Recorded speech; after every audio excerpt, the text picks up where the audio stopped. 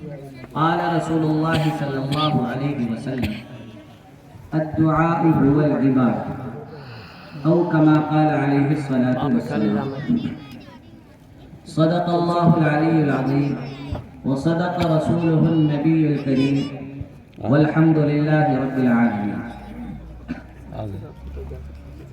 محترم بزرگوں اور دوستوں، جب کہیں جلسہ ہوا کرتا ہے تو عام طور پر یہ دیکھنے میں آتا ہے کہ لوگ پوچھتے ہیں کہ دعا کس وقت ہوگی۔ یہ کیوں پوچھتے ہیں؟ کیوں معلوم کرتے ہیں کہ دعا کس وقت ہوگی؟ کیونکہ وہ دعا میں شرکت کرنا چاہتے ہیں۔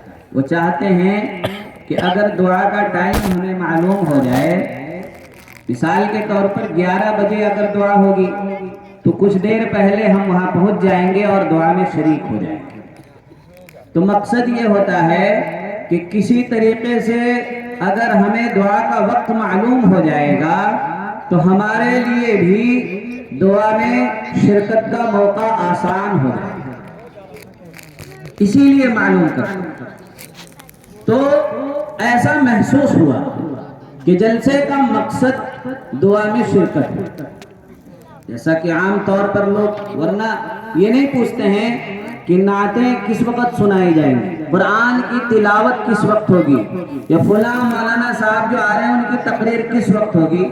ان چیزوں کے بارے میں معلوم نہیں کرتے، بلکہ جب بھی معلوم کرتے ہیں تو یہی معلوم کرتے ہیں کہ دعا کس وقت ہوگی۔ تو جلسے کا خلاصہ اور جلسے کا اصل مقصد جو وہ سمجھ رہے ہیں، دعا کو سمجھ رہے ہیں، اس لیے میں بھی مناسب سمجھتا ہوں کہ آپ حضرات کے سامنے دعا کی اہمیت، اس کی فضیلت اور اس کی حقیقت سے متعلق کچھ باتیں آپ حضرات کے سامنے پیش کر دوں۔ ہو سکتا ہے اللہ کے کسی بندے کو فائدہ پہنچ جائے۔ ہم لوگ نماز کو عبادت سمجھتے ہیں، روزے کو عبادت سمجھتے ہیں، زکوٰۃ دینے کو عبادت سمجھتے ہیں، حج اور عمرہ کرنے کو عبادت سمجھتے ہیں، اسی طریقے سے قربانی کرنے کو عبادت سمجھتے ہیں، غریبوں کی فقیروں کی مدد کی جائے اس کو عبادت سمجھتے ہیں، مگر دعا مانگنے کو عام طور پر لوگ عبادت نہیں سمجھا کرتے۔ اسی وجہ سے آپ دیکھیں گے کہ لوگ کہتے ہیں کہ 2 رکعت نفل نماز پڑھ لو، 100 روپے 50 روپے 1000 روپے اپنے مردے کی طرف سے صدقہ کر دو، یا قرآن کی تلاوت کرو۔ قرآن کی تلاوت کو عبادت سمجھتے ہیں، کہتے ہیں قرآن کی تلاوت کرو اور اس کا ثواب اپنے مرحومین تک پہنچا دو۔ ان سارے کاموں کو عبادت سمجھتے ہیں، اس لیے قرآن پڑھنے کے لیے ٹائم مقرر کرتے ہیں، نماز پڑھنے کے لیے ٹائم نکالتے ہیں، روزہ رکھتے ہیں، زکوٰۃ ادا کرتے ہیں، قربانی کا موسم آتا ہے، زمانہ آتا ہے، قربانی کرتے ہیں، شوق کے ساتھ کرتے ہیں، رغبت کے ساتھ کرتے ہیں، اللہ زیادہ پیسے دیتا ہے، عمرہ کرنے جاتے ہیں پورے شوق کے ساتھ، حج کرنے جاتے ہیں پوری چاہت اور دلچسپی کے ساتھ، لیکن جب دعا کا نمبر آتا ہے تو عام طور پر جو ماحول ہے وہ دعا کو عبادت نہیں سمجھتے ہیں۔ حالانکہ اللہ کے نبی صلی اللہ علیہ وسلم نے ارشاد فرمایا الدعاء هو العبادہ، دعا بھی عبادت ہے، دعا بھی ایک عبادت ہے۔ جیسے نماز عبادت ہے، جیسے روزہ عبادت ہے، جیسے زکوٰۃ عبادت ہے، جیسے عمرہ اور حج عبادت ہے، جیسے قربانی عبادت ہے، جیسے قرآن کی تلاوت عبادت ہے، جیسے استغفار عبادت ہے، جیسے اللہ کا ذکر عبادت ہے، ایسے ہی دعا مانگنا بھی عبادت ہے۔ اس لیے ہمیں دعا کے لیے بھی ٹائم نکالنا چاہیے، اور جیسے کہتے ہیں کہ چلو نماز پڑھنے چلتے ہیں، چلو 2 رکعت نماز پڑھ لے، چلو 10 روپے اللہ کے نام پہ صدقہ کر دے، ایسے ہی یہ کہنا بھی چاہیے کہ چلو چل کر کے 10 منٹ اللہ سے دعا کر لیتے ہیں، چلو 5 منٹ وقت نکالتے ہیں اور دعا مانگ لیتے ہیں اللہ سے۔ لیکن ایسا نظر نہیں آتا کہ انسان صرف دعا کو عبادت سمجھتا ہو۔ نماز کے ساتھ تو دعا مانگ لیتے ہیں، لیکن صرف دعا کے لیے کہ ایک آدمی باقاعدہ وقت نکالے کہ چلو میں خالی بیٹھا ہوں 5 منٹ اللہ کے سامنے ہاتھ اٹھا کر دعائیں ہی مانگ لیتا ہوں، نماز نہیں پڑھتا، روزہ نہیں پڑھتا ہوں، لیکن اس وقت 5 منٹ میرے پاس ہیں تو کون سی عبادت کروں؟ ابھی نماز نہیں پڑھ سکتا، ابھی روزہ نہیں رکھ سکتا، ابھی قرآن کی تلاوت نہیں کر سکتا، کیا کروں؟ کون سی عبادت کروں؟ دعا مانگو۔ اگر آپ کھیت میں بیٹھے وہاں پر دعا مانگ سکتے ہیں، دکان میں بیٹھے ہیں وہاں پر دعا مانگ سکتے ہیں، رکشہ اگر چلا رہے ہیں رکشہ چلاتے ہوئے اللہ سے دعا مانگ سکتے ہیں، غرض یہ کہ جہاں پر جس کام میں بھی لگے ہوئے ہوں، لیکن اگر دل کی توجہ کے ساتھ اللہ سے دعا مانگیں گے تو دعا مانگنا بھی عبادت ہے، اس لیے دعا کو بھی عبادت سمجھے، اس کو اپنے عقیدے کا جز بنائیں کہ ہم دعا کو بھی عبادت سمجھتے ہیں، اور جیسے دیگر عبادتوں کے لیے وقت نکالتے ہیں دعا کے لیے بھی اپنے اوقات میں سے کچھ وقت مقرر کریں گے، اور روزانہ 5 منٹ ہی صحیح، 24 گھنٹے میں 5 منٹ ہی صحیح، سونے کے لیے جب بستر پہ جائیں تو بستر پر سونے سے پہلے، تکیے پر سر رکھنے سے پہلے اللہ کے سامنے ہاتھ اٹھائیں، رو رو کر اللہ سے دعا مانگیں۔ کیا جائے گا؟ کچھ نہیں جاتا، پیشاب کرنے جاتے ہیں، استنجا کرنے جاتے ہیں، سونے سے پہلے وہی سے وضو کر کے بھی چلے آئیں، بستر پہ بیٹھ کے 5 منٹ اللہ سے دعا مانگ لیا کرے، رو کر کے گڑ گڑا کر اللہ سے دعا مانگے، دیکھیے گا زندگی میں انقلاب برپا ہوگا، زندگی میں آپ واضح تبدیلی محسوس کریں گے، گھر میں برکت محسوس کریں گے، زندگی میں برکت محسوس کریں گے۔ اس عبادت کو انجام دے کر تو دیکھیے، دعا کی اہمیت کا ہمیں اندازہ نہیں ہے، دعا کی اہمیت اسی سے آپ سمجھ سکتے ہیں کہ دعا جو ہے آپ کے بگڑے ہوئے کاموں کو بنا سکتی ہے، دعا جو ہے بگڑے ہوئے کاموں کو بھی بنا سکتی ہے۔ اللہ کے نبی صلی اللہ علیہ وسلم نے ارشاد فرمایا لا يرد القدر الا الدعاء، کہ دعا جب بندہ سچے دل سے، دل کی گہرائیوں سے جب اللہ تعالیٰ کے سے لو لگاتا ہے، دعا مانگتا ہے، جو اس کا کنیکشن، مخلوق کا کنیکشن جب خالق کے ساتھ جڑ جاتا ہے، گہرا تعلق، مضبوط والا تعلق، مضبوط والا جوڑا کنیکشن جب جڑتا ہے اور بندہ رب سے دعا مانگتا ہے تو اس کے بگڑے ہوئے کام، بکھرے ہوئے کام مجتمع ہو جاتے ہیں، منتشر کام جو متفرق تھے، جو بگڑ چکے تھے، وہ کام بھی بن جایا کرتے ہیں۔ دعا کے معجزات کو دیکھیں، دعا کے ثمرات اور نتائج کو دیکھیں۔ حضرت نوح علیہ السلام نے دعا مانگی، کیا دعا مانگی؟ رب انی مغلوب فانتصر، فدعا ربہ انی مغلوب فانتصر۔ کیا دعا مانگی کہ اللہ میں مغلوب ہوں، میں بے بس ہوں، لوگوں نے مجھے دبا دیا ہے، فانتصر، اللہ تو ہی انتقام لے لے، اللہ تو ہی میری مدد فرما۔ کیسے اللہ نے مدد فرمائی؟ ساری دنیا میں بسنے والے لوگوں کو ڈبو دیا، غرق کر کے رکھ دیا۔ صرف ایک دعا تھی، حضرت نوح علیہ السلام نے ہاتھ اٹھائی، دعا مانگی، کیا دعا مانگی؟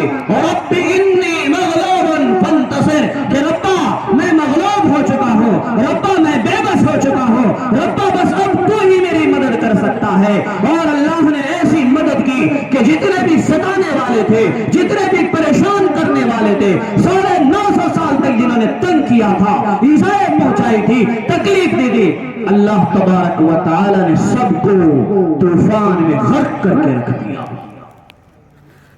دعا کا کتنا اثر ہوتا ہے، دعا کتنی طاقتور ہے، اس کی طاقت کا اندازہ لگانے کے لیے حضرت زکریا علیہ السلام بڑھاپے کی عمر کو پہنچ چکے ہیں، 100 سال سے بھی زیادہ عمر ہو گئی ہے، ان کی بیوی کی عمر بھی 100 سال کے قریب ہو چکی ہے۔ دعا مانگتے ہیں، کیا دعا مانگتے ہیں؟ رب هب لی من لدنک ذریۃ طیبہ، کہ ربا خاص اپنے پاس سے مجھے پاکیزہ اولاد عطا فرما دیجئے۔ رب هب لی من لدنک ولیہ یرثنی ویرث من آل یعقوب، کہ ربا ولی اور وارث دے دیجئے جو میرا بھی وارث بنے، خاندان یعقوب کا بھی وارث بنے۔ حضرت زکریا علیہ अलैहिस्सलाम ने दुआ मांगी, रब्बी ला तज़रनी फरदा व अंत खैरुल वारिसीन, रब्बा मुझे तन्हा और अकेला न छोड़ना, रब्बा वारिस दे दे, रब्बा बेटा दे दे।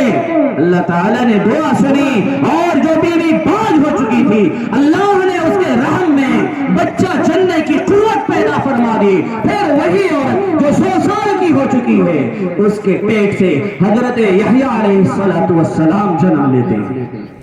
दुआ के अंदर कितनी ताकत है। हजरत नूह ने दुआ मांगी, सारी दुनिया को डुबो दिया गया। हजरत ज़करिया ने दुआ मांगी, अल्लाह तबारक व तआला ने 5 बीवी को इस काबिल और इस लायक बना दिया कि उनके यहाँ औलाद पैदा होती है। हम लोग दुआ तो मांगते ही नहीं, तरह तरह के तमाशे। हमारे नौजवान वो मोबाइल में घंटों गुजार लेंगे, लेकिन अगर उन्हें हम कह दें कि भाई 5 मिनट दुआ मांग लो, तो 5 मिनट दुआ उन पर ऐसे भारी गुजरती है जैसे कि 200 किलो उनके सर के ऊपर बोझ रख दिया गया। दुआ मांगते हुए घबराते हैं। जलसों में जब दुआ हुआ करती है, अगर दुआ 5 से 10 मिनट से 10-15 मिनट की तरफ जाने लगे तो अजीब बेचैनी महसूस होने लगती। समझते ही नहीं है कि ये दुआ भी इबादत है। वैसे तो कहते हैं कि मौलाना साहब जलसे में दुआ किस वक्त होगी, लेकिन जब दुआ शुरू होती है और दुआ 2-3 मिनट से आगे बढ़ने लगे, 5 से 10 से 15 मिनट की तरफ अगर जाने लगे दुआ, तो अजीब सी बेचैनी उसके ऊपर छाने लगती है। मोबाइल सारी रात लिए बैठा रहता है, कोई बेचैनी नहीं, कोई परेशानी नहीं, न दिमाग में कोई टेंशन महसूस करता है, न उसकी आंख कोई तकलीफ महसूस करती है। पेशाब भी तो नहीं लगता उसे, पेशाब लग रहा उसे भी दबा कर बैठा रहता है और बड़े मजे से मोबाइल में लगा रहता है। लेकिन दुआ जैसी अहम इबादत जब इसका नंबर आता है तो अजीब किस्म की बेचैनी महसूस करने लगता है। क्या है वजह, क्या है? अपने ईमान के बारे में गौर करो, सोचो तुम्हारा ईमान कहां पहुंच गया और ये ईमान यहां तक पहुंचा कैसे? ये ईमान इतनी निचली सतह में क्यों चला गया? कौन जिम्मेदार है इसका? खुद जिम्मेदार है। हमारे माँ बाप ने हमारे साथ जुल्म किया, हमारे साथ नाइंसाफी की है। जालिम है वो माँ बाप जिन्होंने अपने बच्चों की दीन के मामले में दीनी तरबियत नहीं की, उसके सामने उसके दिल में नमाज की अजमत नहीं बिठाई, रोजे की अजमत नहीं बिठाई, ज़कात की अजमत नहीं बिठाई, कुरान की अजमत नहीं बिठाई, अल्लाह की अजमत अकीदत मोहब्बत नहीं बिठाई, नबी की अजमत मोहब्बत अकीदत नहीं बिठाई। वो आधा घंटा 1 घंटा जलसे में बैठकर मौलाना के बयान को नहीं सुन सकता, कुरान हदीस नहीं सुन सकता, घंटों मोबाइल लेकर बैठ सकता है। आखिर चंद मिनट वो कुरान क्यों नहीं सुन सकता? चंद मिनट वो खामोशी के साथ नात क्यों नहीं सुन सकता? चंद मिनट वो खामोशी के साथ पूरी तवज्जो के साथ किसी आलिम का बयान क्यों नहीं सुन सकता? जुमे के दिन इमाम साहब जब खुतबा दे रहे हो सकते हैं, चंद मिनट के लिए वो खुतबा होता है, चंद मिनट खामोशी के साथ वो इमाम साहब का खुतबा क्यों नहीं सुनता? क्या वजह है? वजह ये है उसकी माँ ने उस पर जुल्म किया, उसके बाप ने उस पर जुल्म किया, उसके चचाओं ने उस पर जुल्म किया, उसके दादा ने उस पर जुल्म किया, उसकी दादी ने उस पर जुल्म किया, उसके नाना ने उस पर जुल्म किया, उसकी नानी ने उस पर जुल्म किया, उसके मालियों ने उस पर जुल्म किया, सारे माशरे ने जुल्म किया।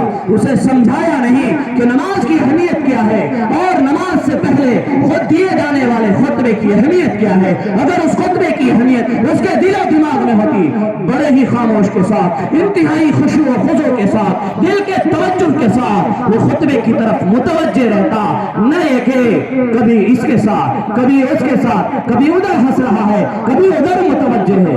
खुदा की कसम खाकर कहता हूं, अगर हमारे स्टेट यूपी के सीएम जो वजीर आला हैं जनाब आदित्यनाथ योगी जी, अगर वो इसके सामने खड़े हों, खुदा की कसम खाकर कहता हूं ये 1 मिनट के लिए इधर से उधर मुतवज्जे नहीं होगा, नहीं होगा। क्या वजह है? इसकी इतनी अहमियत और अजमत क्यों है इसके दिल में? और जब नमाज के लिए खड़ा होता है, मस्जिद में आता है, वहां तो रब्बे जुल जलाल, क्या मस्जिद में भी खुदा की हुकूमत तुम्हें तस्लीम नहीं है? बाहर तुम तरह तरह के तमाशे करते हो।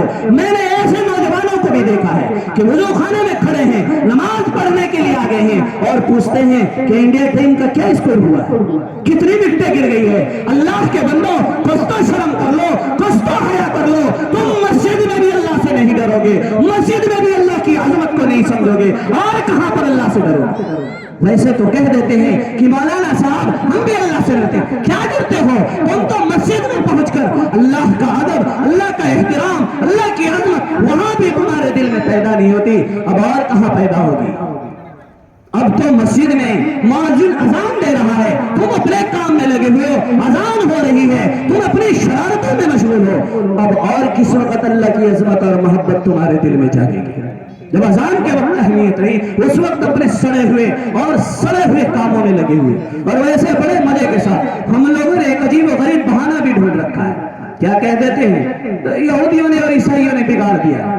اگر پوچھ لے اس معاشرے, اتنے سارے لوگ بیٹھے ہوئے ہیں, اگر پوچھ لے کسی یہودی سے آپ کی ملاقات ہوئی ہے یا کسی عیسائی سے آپ کی ملاقات ہوئی ہے, تو کسی کی بھی نہیں ہوئے گی ملاقات. نہ کسی یہودی سے, نہیں سے کہ کسی یہودی اور عیسائی نے سر پہ گن رکھ کے کہا ہے کہ نماز پڑھنے جاؤ گے تو کھوپڑی اڑا دوں گا. نہیں, کس نے منع کیا آپ کو نماز پڑھنے سے؟ کس غیر مسلم نے آپ کو روکا ہے کہ آپ نماز نہیں پڑھ سکتے؟ یا کس غیر مسلم نے آپ کو روکا ہے کہ تم موبائل چلاتے رہو, اگر تم نے ہاتھ میں قرآن اٹھایا گولی مار دوں گا؟ کس نے کہا؟ کسی نے بھی نہیں. سب کام اپنی مرضی سے کر رہے ہیں. یہ نوجوان بگڑا کیوں؟ کس نے بگاڑا؟ ماں باپ ذمہ دار ہے. بچپن سے اس کو تعلیم نہیں دی, بچپن سے اس کے دل میں دین کی عظمت نہیں بٹھائی. آج پھر شکوہ کرتے ہیں کہ مولانا صاحب بیٹا میری بات نہیں مانتا, بیٹا میرے اوپر ظلم کرتا ہے, بیٹا ماں کے سامنے چلا کر بولتا ہے, اس کا ادب و احترام نہیں کرتا. ارے ماں کان کھول کر سن لے, اگر تو نے اس کے دل میں اللہ کی عظمت بٹھائی ہوتی,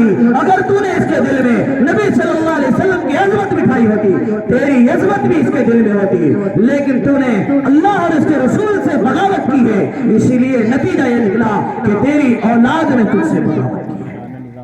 اگر تو اپنے خدا کا وفادار ہوتا, اگر تو اپنے نبی کا وفادار ہوتا, اگر تو اپنے دین کا وفادار ہوتا, اگر تو قرآن سے وفاداری کرتا اور وفاداری نبھاتا, تو تیری اولاد بھی تیری وفادار ہوتی.